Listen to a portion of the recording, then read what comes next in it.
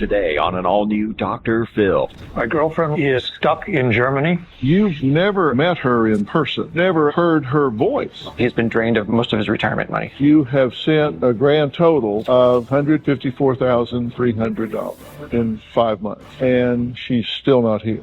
His family says she's not real. I've sent her cards. The cards came back. But none of the money came back. But now, She has texted him just while he's been on this stage. Honey, talk to me. will she prove them wrong? Why don't you say, I'm here, what's up? Have a good show, everybody. Here we go. This is a safe place to talk about hard things. Stand by. I'll count you down. I'll try to be an emotional compass and point you in the right direction. 5, 4. I am not giving up on you. Hey, Dan. Hi. Laura, how are you? Listen, I just wanted to talk to you guys for a couple seconds before we go out, because I want you to know I'm like really sensitive to what we're going to do with your dad. He just turned 80, so there's no room for a do-overs. Right. You're going to have to really be supportive of him, and I'm going to do the same thing. But then when you go home and the gravity of this lands on him, Right. Sure. you got to really be supportive of him, because it can really Oh, yeah. unwind. So I just want to let you know I'm sensitive to that. I'm going to be sensitive Yeah. to it. Much appreciated. And y'all are going to have to really be supportive of him. So I'm going to talk to him first and let him have his say. Sure. And then I'll have you join us out there shortly after that. But as y'all know, this isn't the first time that we've had innocent victims of these love scams on this show. So we'll let everybody kind of watch this as a reminder of what we do and how we do this. So let's take a look at this. I met Kelly on Match.com. She seemed really nice. David told me he was absolutely deeply in love with me. I am also in love with David. I met Kimberly when I signed up on a popular dating website. You guys hit it off instantly, right? Yes. I was really drawn to James through his voice. I said, wow, this guy's really handsome. I can't believe he's talking to me. Things moved really, really quickly, and much to my dismay, I fell in love. I have helped David out financially. I've sent Chris money thousands of times. You've successfully wired a lot of money. Yes, but it wasn't easy. I saw his passport. If you look closely, there's a woman in the background. We put representatives on the ground in Nigeria. So right now, we're about to look for Kelly Smith. These addresses do not exist. I want to take a look at these letters that he sent you. There was something in you that no other woman had. That love letter comes from scam alert website pigbusters.net. Let me ask you this. Is there a possibility that this is a scam? It's a scam. It's just a plain scam. I know now that I was unwittingly money laundering. I just feel betrayed. He got me. He got me good. Behind me are the former guests that you just saw.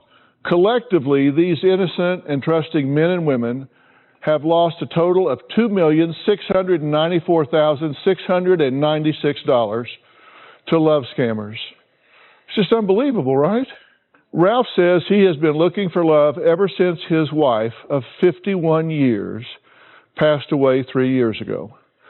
He says he has spent every penny of his savings desperately trying to get his girlfriend, Louise, home from Germany, but she is detained because her visa expired. Oh, and she's been accused of espionage. Now, Ralph says he is convinced Louise is real, totally, 100%. But of course, his family is convinced otherwise. Now, today, we're going to try to get to the bottom of this, not just for ourselves, but for him. So he has some clarity about this. Take a look. My girlfriend Louise is stuck in Germany and unable to come back unless she pays a fee to the German government. I've been in a relationship with Louise for about 10 months. We met on a dating site. She had all the traits that I was looking for in a girlfriend. Honesty, trustworthiness, God-fearing. Louise and I communicate almost exclusively on a daily basis via text messages. After finishing text, I can't wait for my phone to ding to find out what's happening in her life. Louise is supervisor for a construction company that's building a shopping mall for the German government. Our relationship has been a series of roller coasters. The first time she tried to come to visit me, I waited at the airport at the baggage claim area for 2 hours with 24 roses, and she never showed up.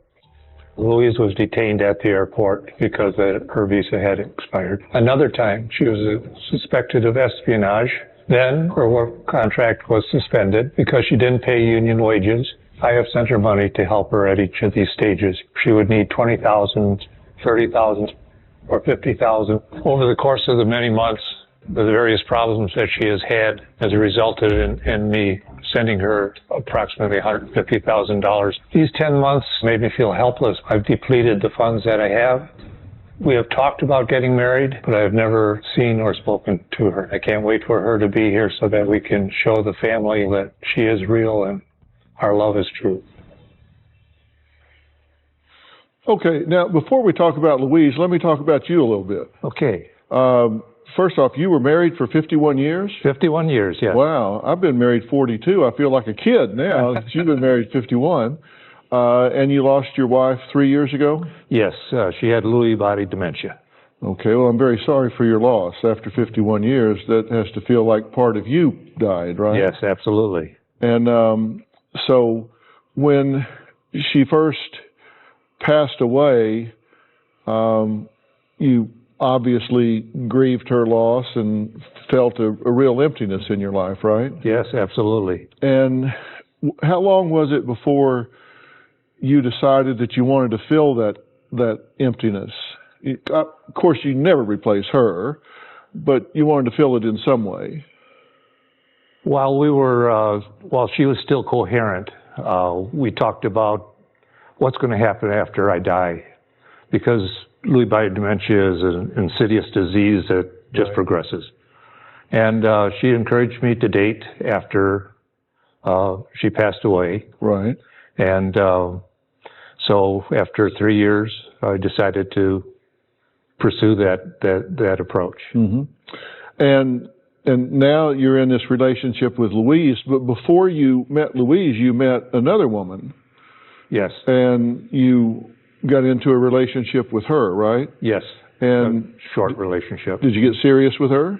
It was getting a little serious, yes. Did you ask her to marry you? Yes, I did. And what happened to that relationship? She said no because she was a perfectionist, and I guess I'm not. Yes. And I didn't fit in with her the way she wanted her future to go. Where'd you meet her?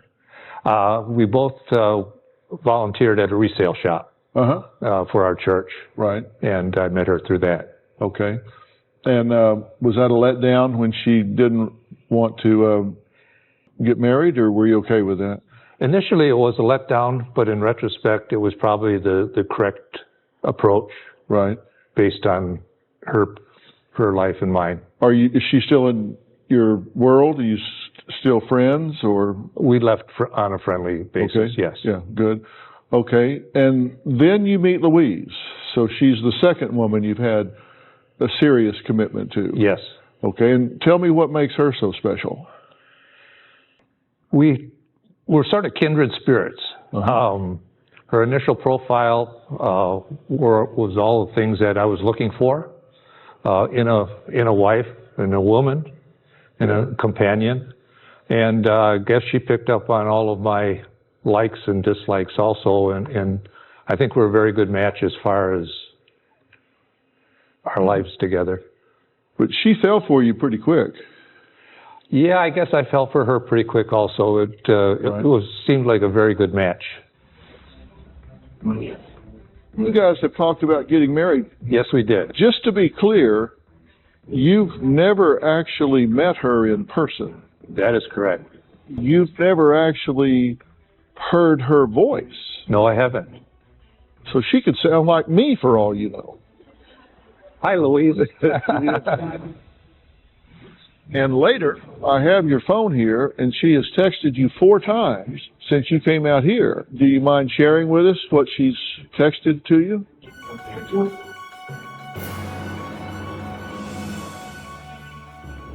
When I think about this internet dating and swiping left or right or sending thumbs up or whatever it is they do. I don't really think about you being on there. I think about young players out there kind of doing this instead of the club scene. But you did this on the internet, right? Yes, it was a free trial on one of the dating sites. And I thought it had been 3 years, almost 3 years since my wife passed away. Yeah. I was kind of lonely.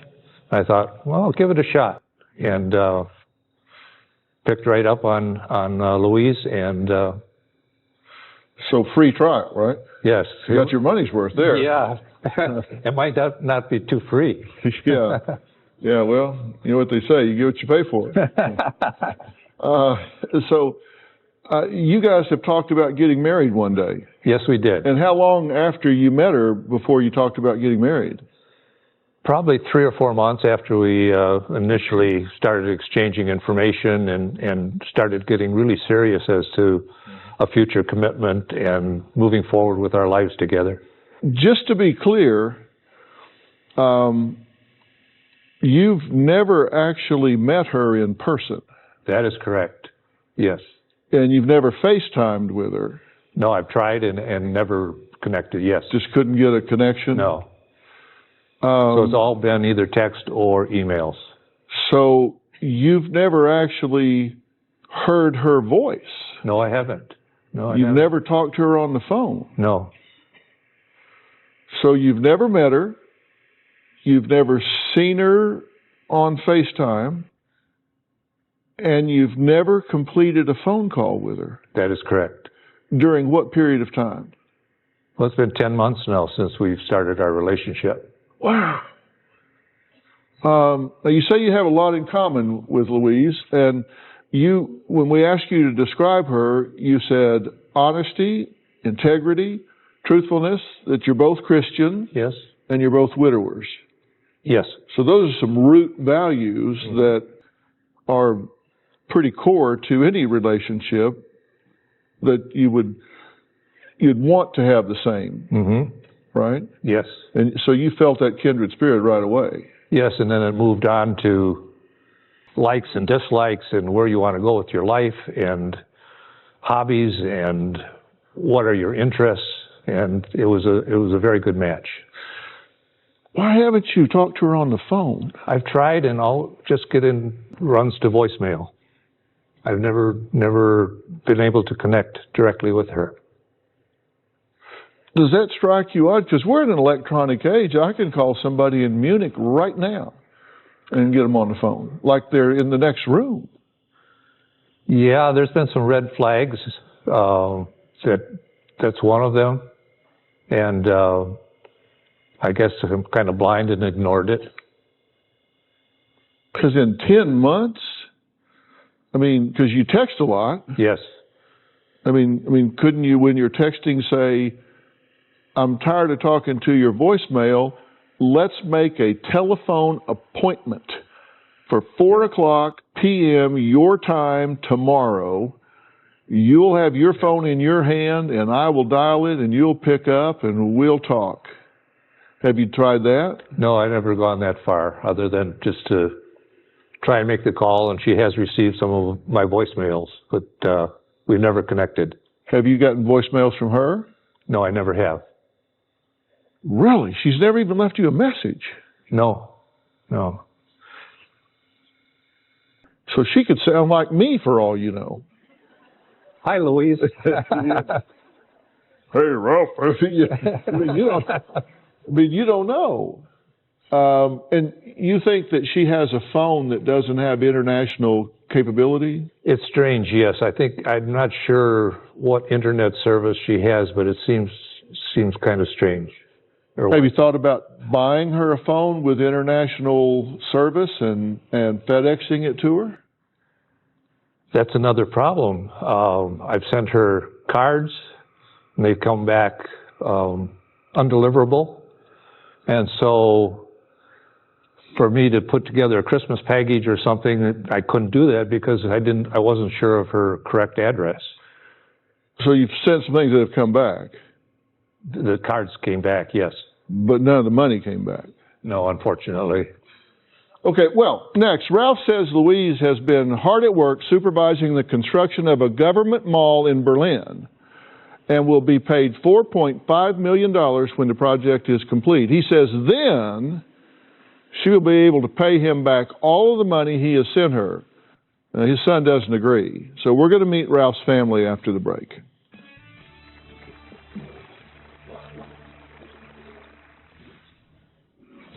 My father-in-law is involved in a romance scam. He's been drained of most of his retirement money. It makes me so sad that he is 80 years old and looking for a part-time job when he's worked his whole life.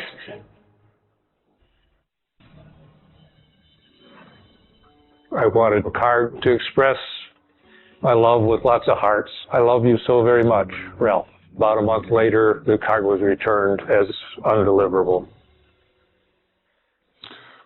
Well, Ralph says he cannot wait until his girlfriend Louise finally returns to the U.S. so they can settle down and begin planning their wedding.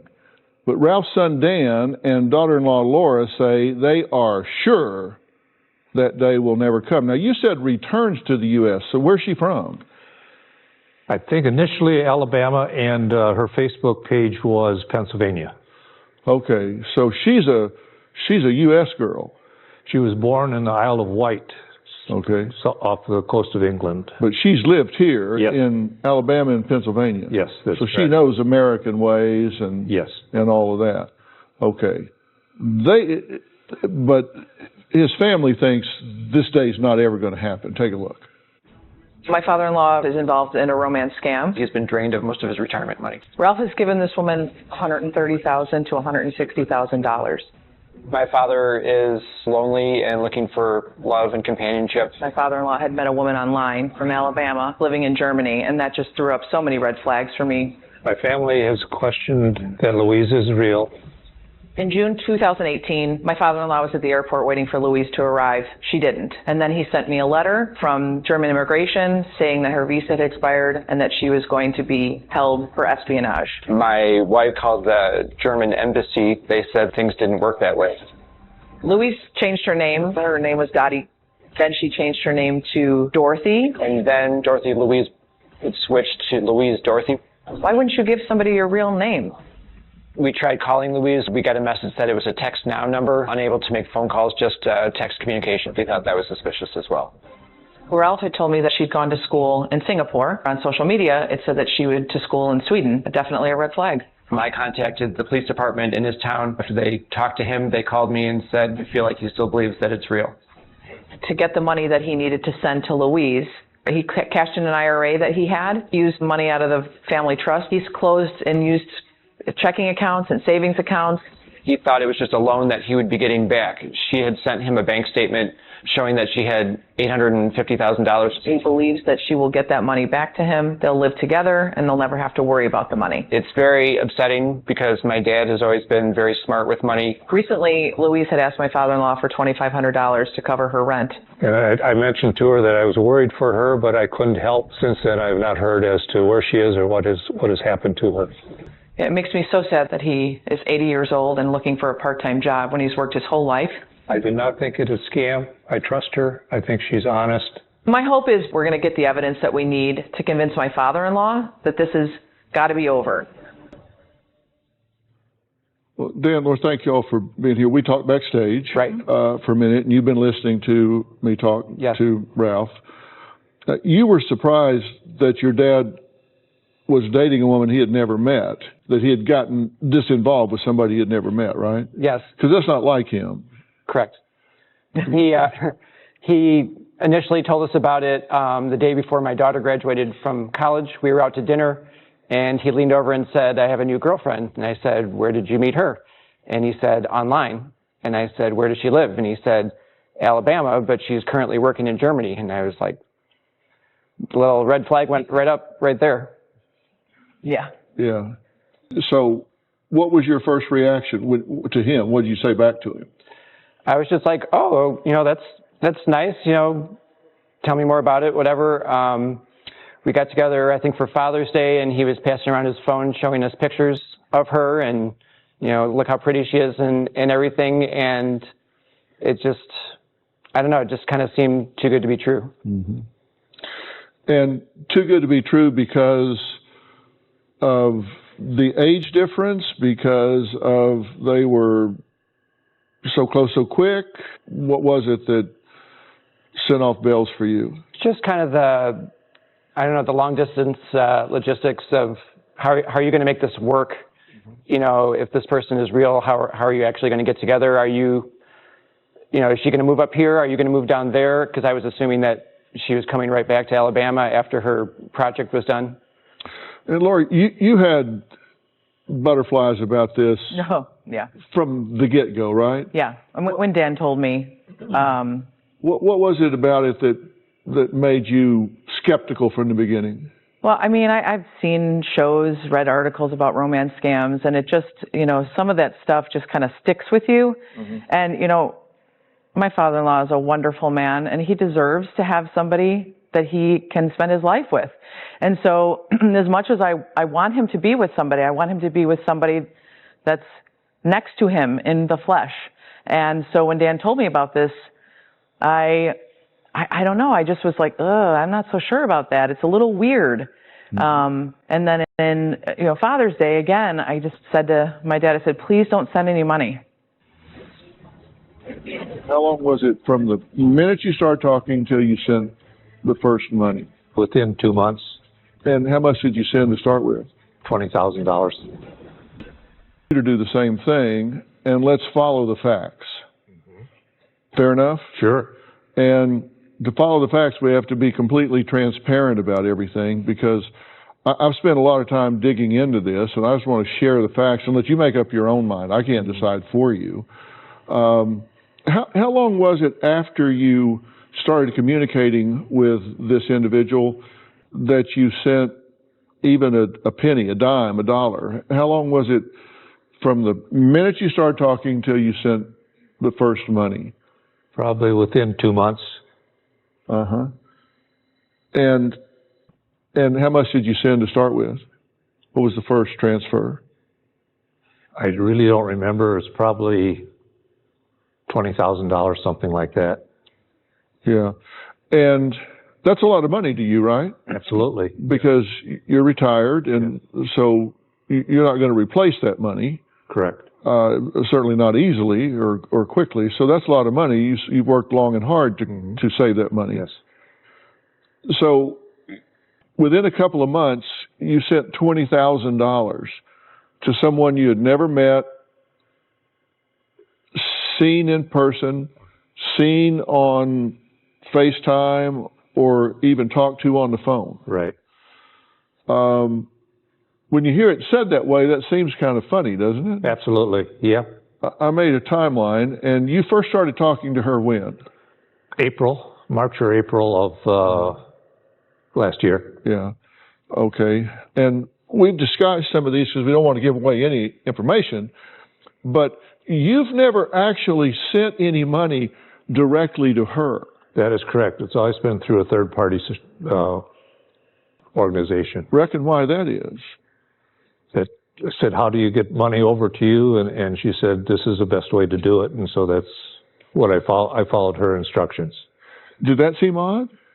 Yeah, but I don't understand money transfers or how to get money to, different countries. But if I was going to send you $20,000 and it was a personal favor, I mean, I'd feel more comfortable if I sent it to you so I knew that it got into your hands. Mm-hmm. Right? Yeah. So why a third party involved? She just explained that's the way it was easiest for her to get the money transferred. I don't know if she didn't have a bank account there or what the problem was. Right. So on August 24th, you sent $20,000 to this account, mm-hmm. which, how do you pronounce this? Or do you know? I don't know. But it's just some name on, it's not her. No, it isn't. Okay. And then a week later, you sent another $4,000 to a different titled account. Mm-hmm. And what was the $20,000 for? It was to meet some German government regulation, I think. I'm not sure. It's been a while. Yeah. But it was something government required. Most all of these, with the exception of one union requirement, they were all government, German government. All right.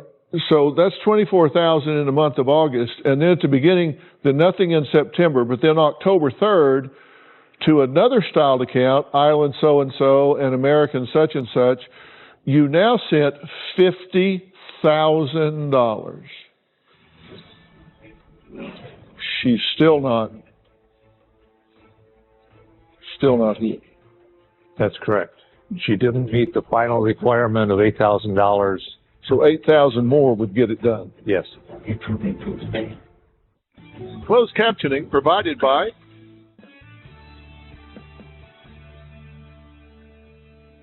Now, take me through the moment that you're going to the bank and you're writing out a wire transfer authorization for $50,000. What's going through your head at that moment? I'm kind of scared. And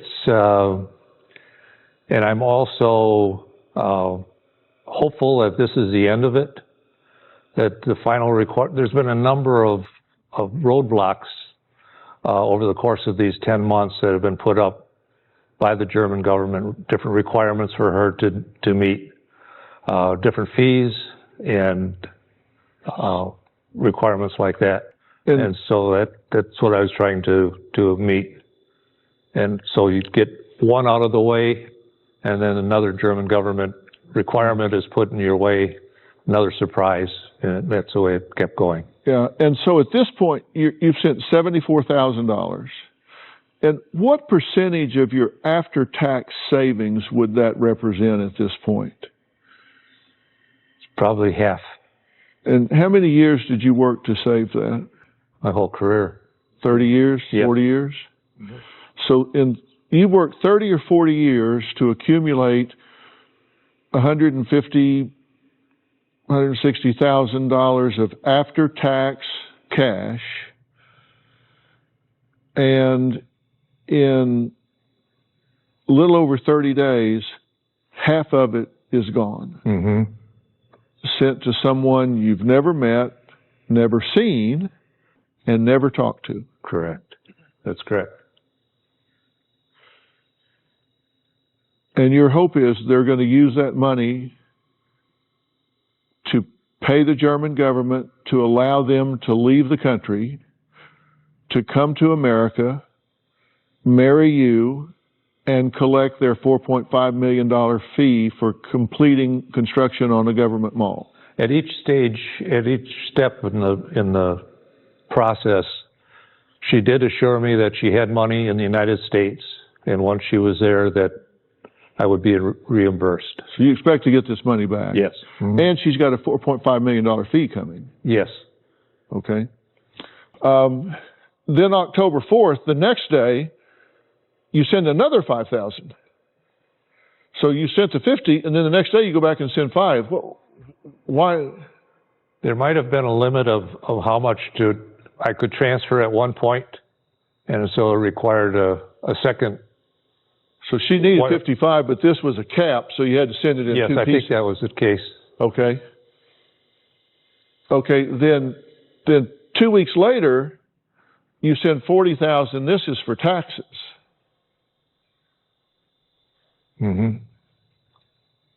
It's another roadblock and another requirement, I think. Okay. Then 6 weeks later, and we're unclear where this one went, you sent $3,500. Then in January, just the first of the year, $28,000. And this is to Key Blank Persky styled account. And then here to this Key account again, on the 14th, you send $3,800. And so from August 24 of 18 to January 14th of 19, which is about 5 months, you have sent a grand total of $154,300. $154,300 in 5 months. And she's still not here. That's correct. And that's why I'm here, to resolve this issue so that I can move forward with my life. And where is she now? Why did this 150 not get her home? She didn't meet the final requirement of $8,000 to meet the last of the government fees. So 8,000 more would get it done? Yes. But you don't have the 8? No, I don't. Okay, Louise has been missing now for a week. And last night, Ralph received a message from her aunt. Well, we may have an update. That's next.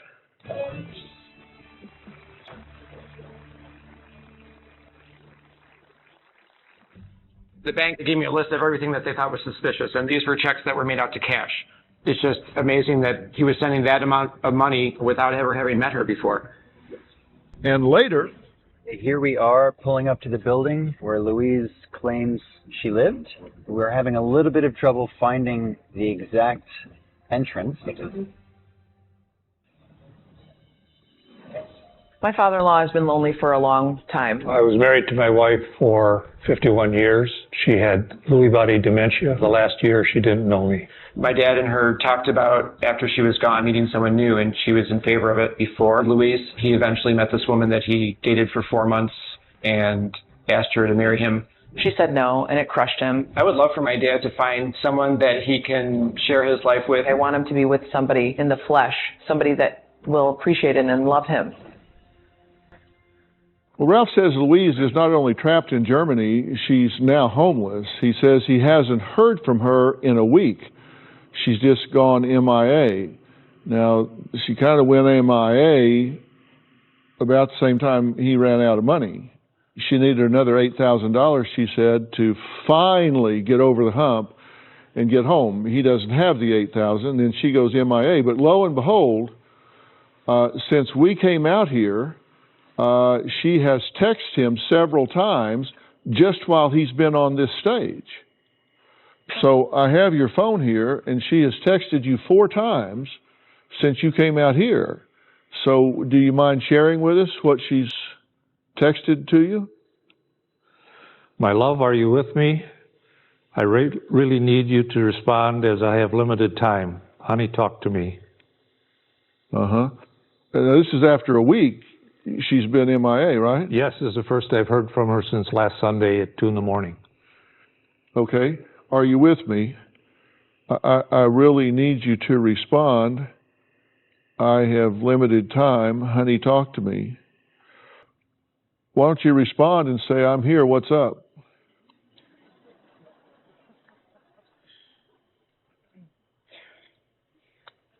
You got a voicemail from her aunt. Yes. Right? Last night. And this transcript from her aunt, I've listened to the voicemail, and the transcript just basically says, hey, you don't know me, I'm Louise's aunt. I'm hoping I've got the right number for you, Ralph. Could you give me a call? I'm really concerned about her. I haven't heard from her in over a week. All I do know is she's messaged me from a while ago and told me how much she loved you. And anyways, just give me a call. I'm concerned about what's going on with her. I know she lost her apartment. So get in touch with me, please. Yes.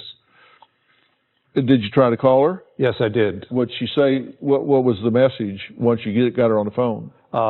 She was concerned, and I was concerned, and I said, as soon as I find out something as to where she's at, I'll get in touch with you and let you know. Okay.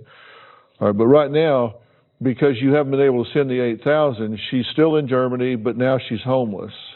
Yes, that's correct. And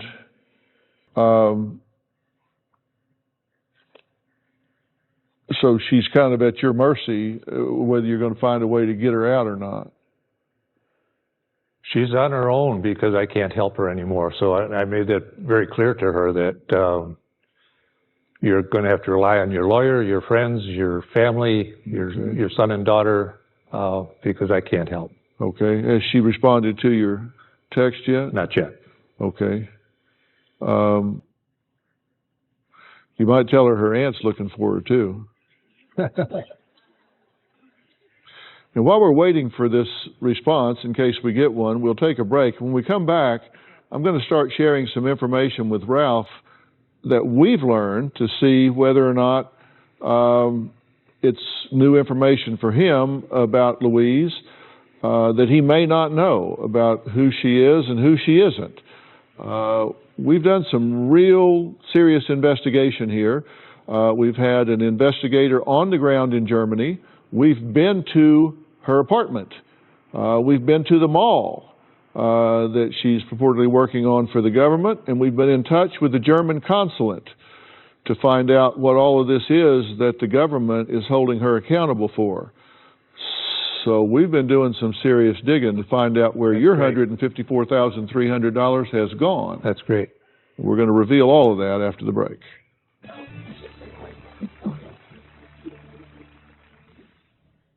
This is this woman named Louise. She claims to have lived in this building. Do you recognize her? Have you ever seen this woman before? We've run out of time for today, but we have so much more to cover. Tomorrow, we'll head to Berlin as part of our quest to find Louise. Were we able to find her? Did people recognize her at the home address she gave Ralph? Plus, hear what the German consulate in California has to say about the documents Louise claims she received from the German government. You are not going to want to miss that. Also, tune in tomorrow to find out where Louise is now and if she makes it home. I want to thank all of my guests today. Thanks for watching.